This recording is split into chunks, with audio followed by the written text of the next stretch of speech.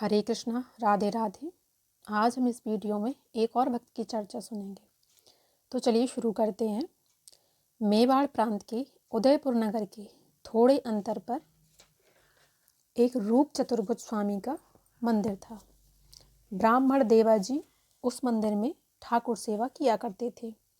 एक रात्रि को ऐसा हुआ कि ठाकुर जी के गले की उतरी माला देवाजी ने अपने गले में धारण कर ली और मंदिर का फाटक बंद करके शयन करने की तैयारी करने लगे। उसी समय राजा वहां का पहुंचा और मंदिर का फाटक खुलवाकर भीतर चले गए। देवाजी ने वह माला अपने गले से उतारकर राजा के गले में डाल दी। राजा ने क्या देखा कि उस माला में एक सफ़ेद बाल था। यह देखकर बड़े ताज्जुब से उसने देवाजी से पूछा कि महाराज, क्या आपके भगवान वृद्ध हो गए हैं? देवाजी ने कहा कि हाँ राजन, भगवान की देह पर सफ़ेद बाल दिखाई तो देते हैं। यह सुनकर राजा बोला कि अच्छा, कल सुबह हम भी भगवान का दर्शन करेंगे। यह कहकर वह राजा अपने महल को चले गए। इधर देवाजी को बड़ी चिंता होने लगी और हृदय में नाना प्रकार के विचार उठने लगे और सोचा कि मैंने बिना सोचे समझे जो बात राजा के सम्मुख कह दी है, उससे उद्धार करने वाला सिवाय भगवान के और कोई भी नहीं है।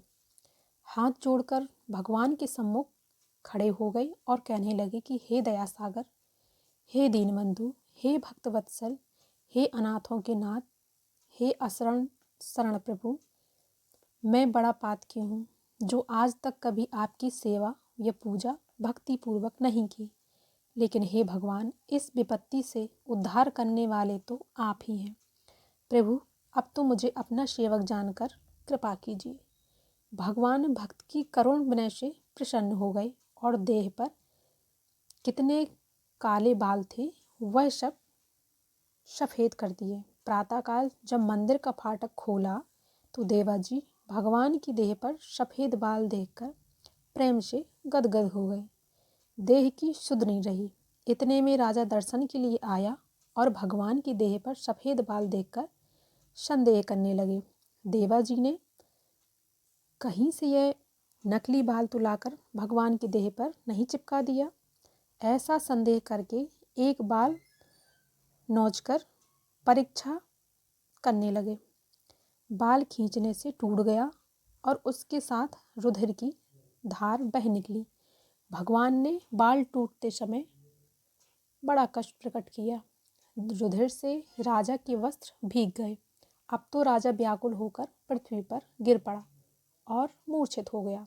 एक पहर के अनंतर जब राजा की मूर्छा टूटी तो उठकर देवाजी के चरणों में गिर पड़ा और अपने कर्म पर पश्चाताप करने लगे तथा अनेक प्रकार से प्रार्थना करने पर भगवान ने आज्ञा दी कि आज से राजा के कुल में जो बालक जन्म लेगा वह जब तक राजकुमार रहेगा तभी तक इस मंदिर में दर्शन पाने का अधिकारी रहेगा।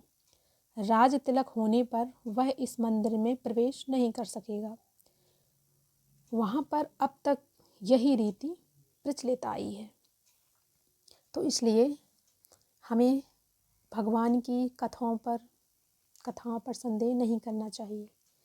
भक्तिपूर्वक श्रद्धापूर्वक इन चरित्रों को श्रवण करें और विश्वास रखें कि जो इसमें लिखा है एक एक शब्द सही है। राधे राधे।